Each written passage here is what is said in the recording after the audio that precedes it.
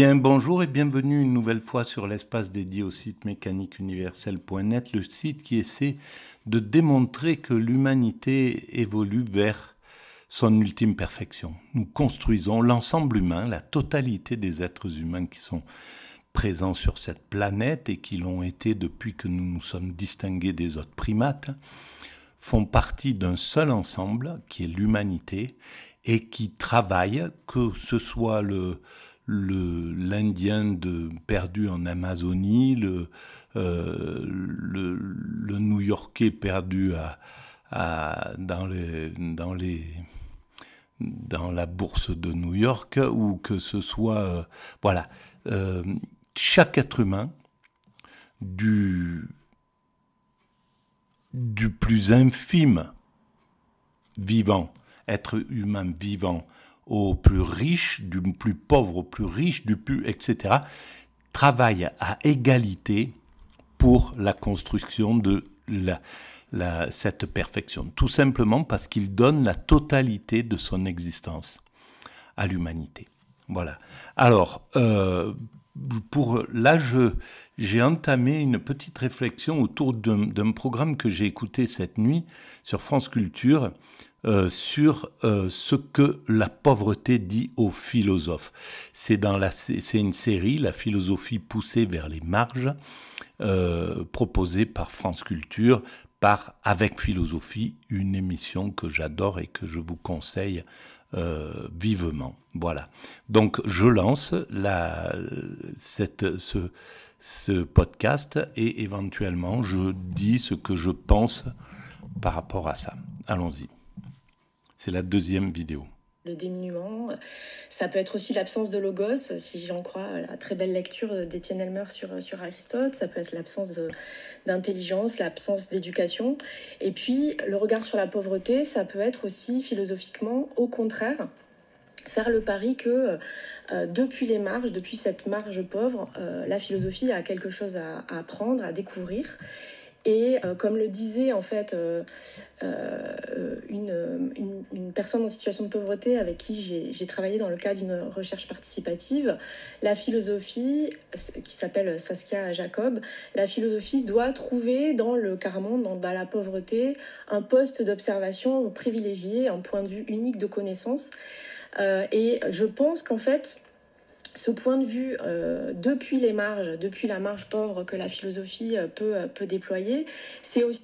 Alors, nous avons effectivement à apprendre de la pauvreté, mais nous devons enseigner à la société l'importance du mendiant, par exemple, l'importance de ceux qui vivent aux marges, que la société contraint à la marge, parce que la plupart du temps, c'est la société qui éjecte ses sensibles, ses chamans, c'est ce qu'ils appellent déviants, ou voilà,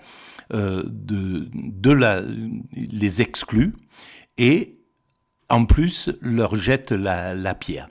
Alors qu'ils sont aussi importants. Chaque être humain, et y compris le mendiant au coin d'une rue, est aussi important que le sociologue qui va écrire sur la mendicité. Exactement pareil. Pour l'évolution de l'humanité, ils sont à égalité. Ils sont identiques. Ils donnent autant, chacun.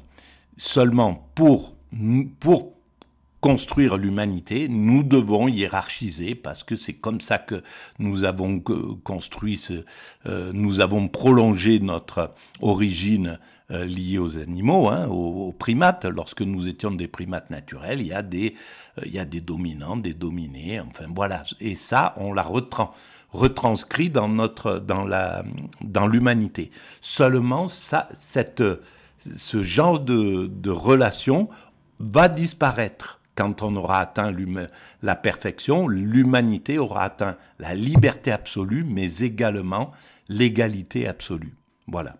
Il faudra des siècles encore d'évolution, mais c'est le chemin. Et là, on aura simplement atteint la vérité. Parce que la vérité, c'est ça, c'est l'égalité. Nous sommes tous égaux.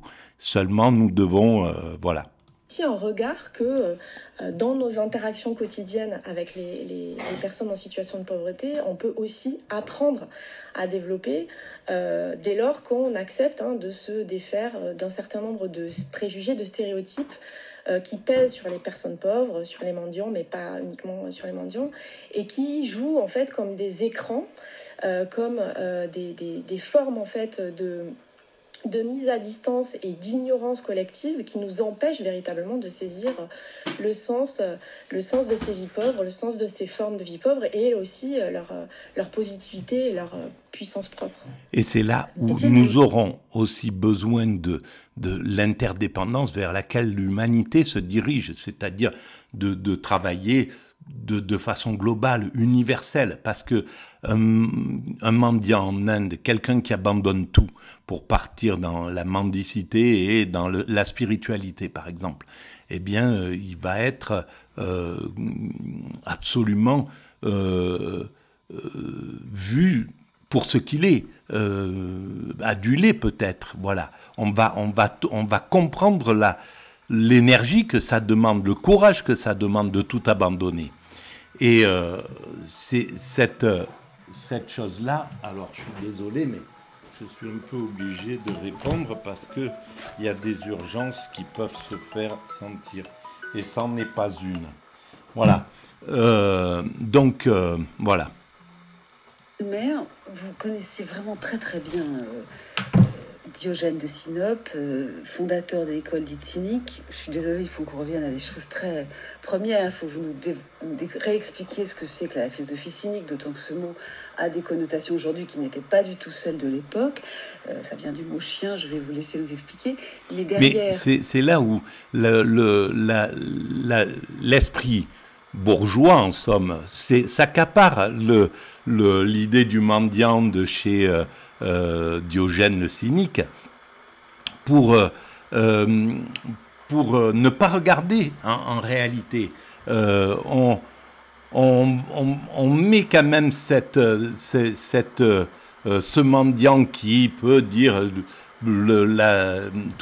qui peut démontrer toute la vanité de tenir de posséder des choses, etc., et que la vraie liberté, c'est de ne rien posséder, etc. Mais c'est quand même quelque chose qui embellit, qui cache le fait que la société, notre société, maltraite les mendiants, maltraite les gens qui sont à la rue, les maltraite sous toutes ses formes, sur le mépris qui est dit dans le public, qui se transmet comme ça et qui n'est pas rectifié, qui se transmet dans les médias et qui n'est pas rectifié, et surtout dans un moment comme le nôtre, qui est un moment qui est redevenu un peu aristocratique, qui a perdu de la démocratie. Et donc, il y a ceux qui ne sont rien, entre guillemets, et c'est même le chef de l'État qui va pouvoir dire une aberration pareille. Ceux qui sont rien et lui qui serait tout. Donc, là, il va falloir vraiment se détacher de cette obscénité, en somme.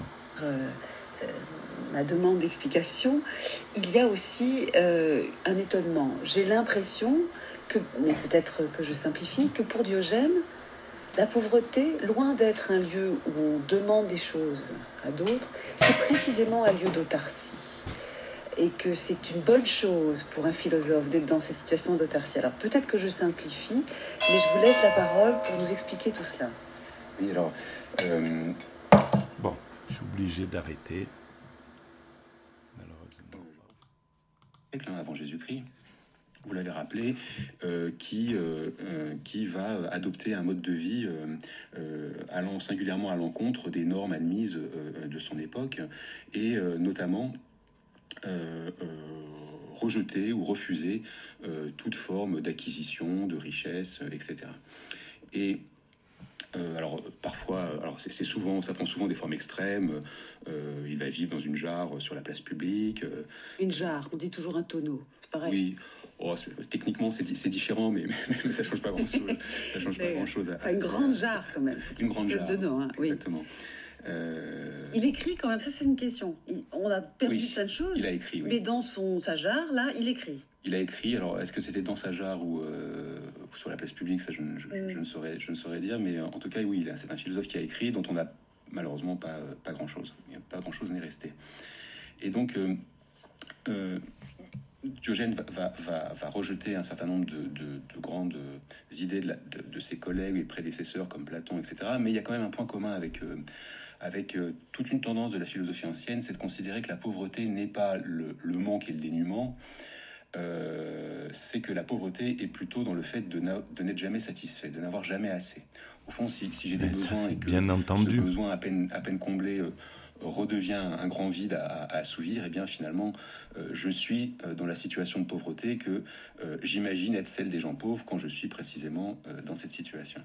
Et donc, la pauvreté... Et alors, on peut dire que justement, les mendiants montrent cet exemple-là, expliquent, sont des philosophes d'une certaine façon, parce qu'ils obligent la société, quand on les voit, à comprendre à essayer de comprendre que le surplus dans lequel nous vivons ne favorise pas la vie réellement. C'est pas pour ça que le dénuement et la maltraitance de la rue et de l'abandon de la société est une bonne chose, évidemment. C'est pour ça qu'il y aurait moyen d'élever la conscience à un autre niveau de compréhension de ces choses-là. La pauvreté telle que va la pensée Diogène... Et c'est pas ça qui circule dans les médias.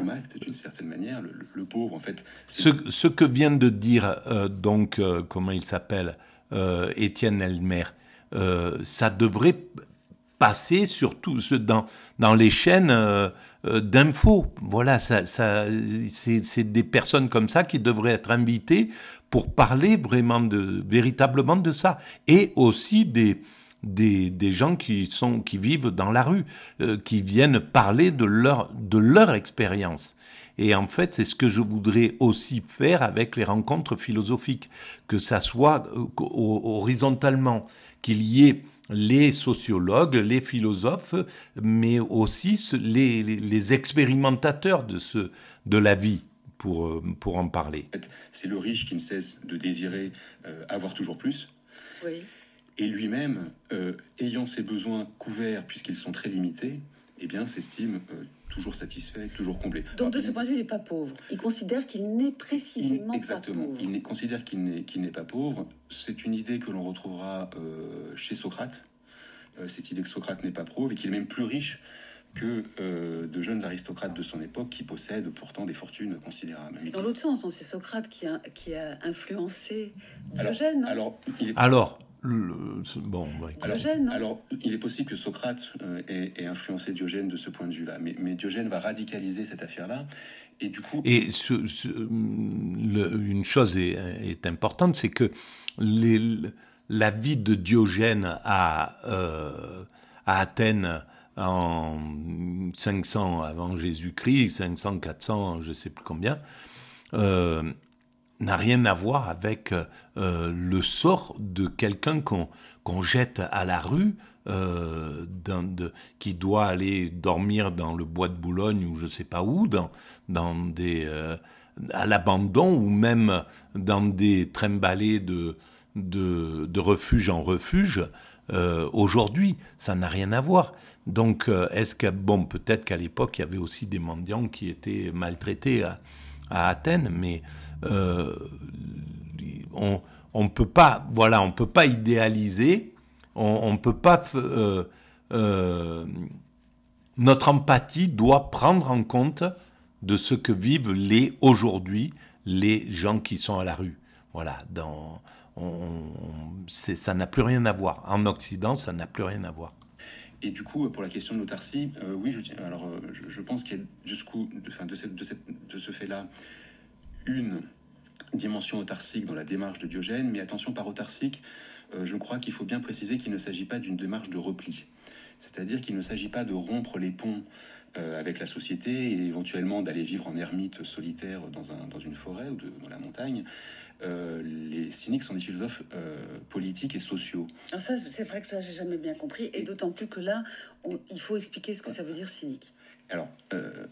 Mais non seulement ils étaient donc admis par la société, ils influençaient la société, ils étaient connus dans la société. Aujourd'hui, ils sont invisibilisés.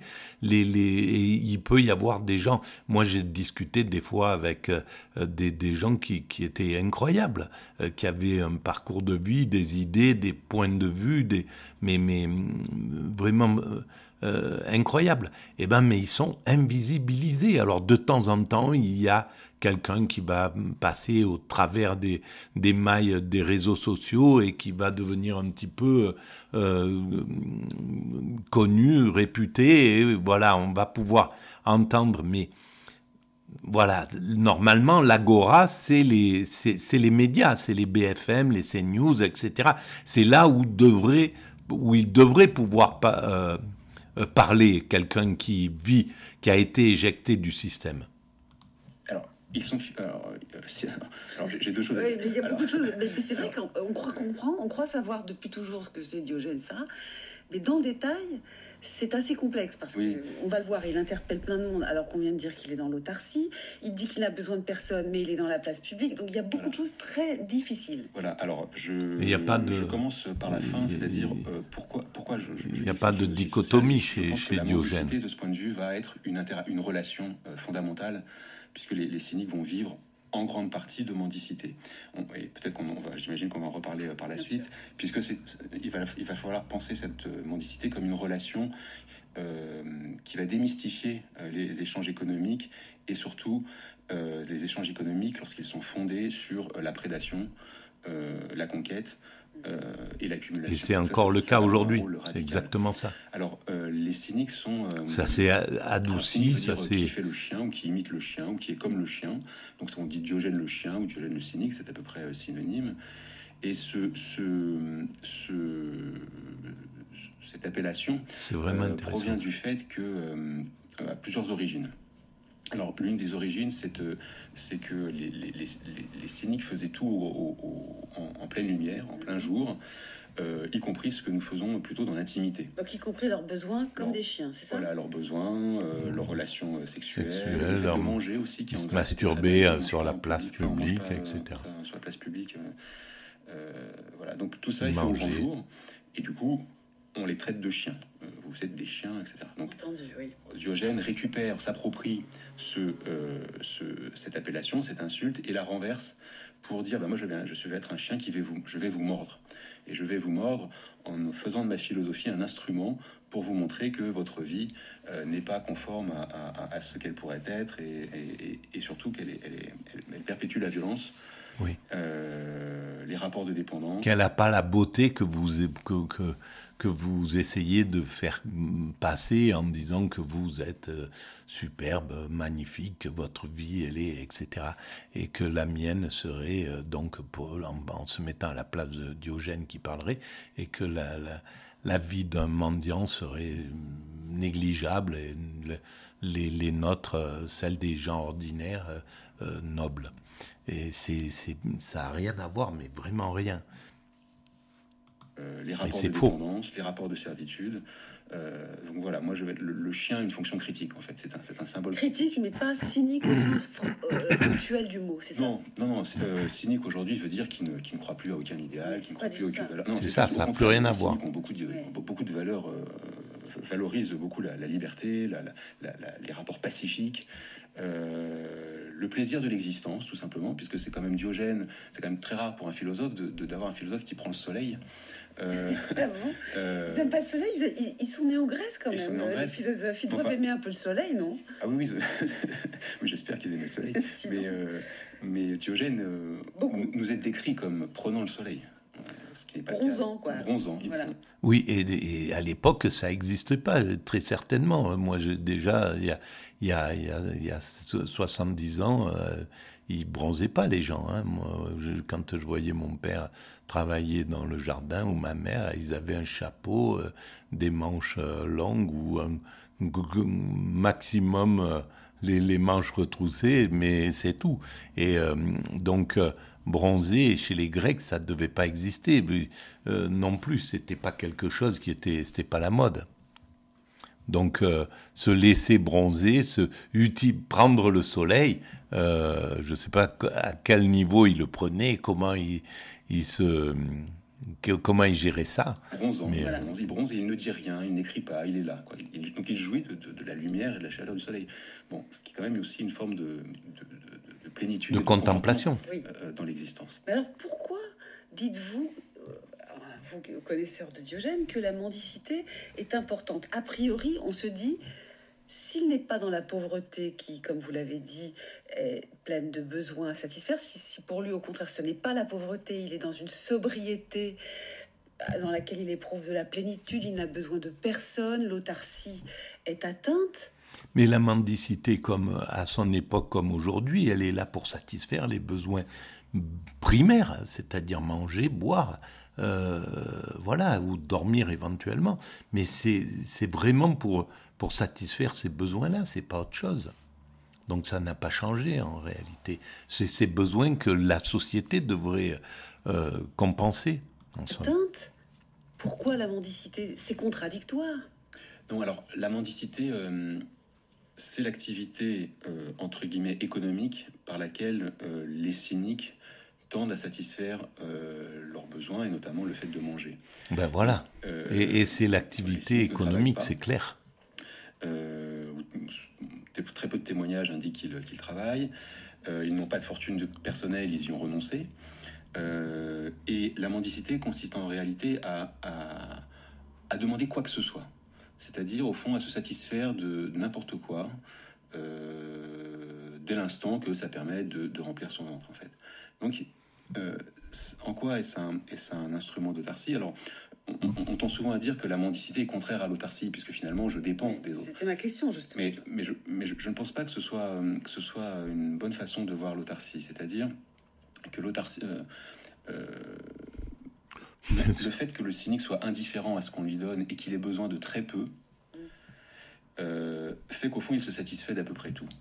Et donc s'il ne trouve pas, si on ne lui donne pas, il se satisfera autrement, aussi. Il prendra ce qu'il trouve, etc. Donc la fonction de la mendicité est plutôt d'inviter la personne qui donne, donc ce que vous avez évoqué avec l'extrait de... Et ça n'a rien à voir, l'autarcie et le fait de réclamer juste de quoi survivre, de quoi se nourrir, qui est une fonction basique. Voilà,